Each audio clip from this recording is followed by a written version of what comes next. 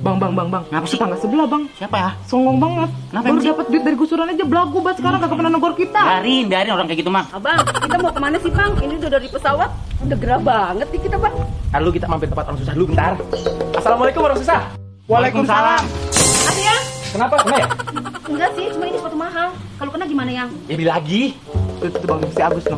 Lah Agus. Iya, anak gusuran. Belagu banget kan. Sombong banget Ben emang aja dia. mati, gotong sendiri. Biarin aja. Mandi sendiri Mandi lu. sendiri. Nah, orang susah noh. Kerjaannya nyari uban doang. Emang gitu, Ayang, orang miskin mah apalagi kalau bukan uban sama utang dibanyakin. Jangan sombong lu, Agus, anak gusuran. Tibang bini baru 2, belagu banget lu. Biarin. Yang penting bini gua 2. Lah ini dia nih orangnya nih yang punya utang sama gua. Udah setahun kagak bayar ini.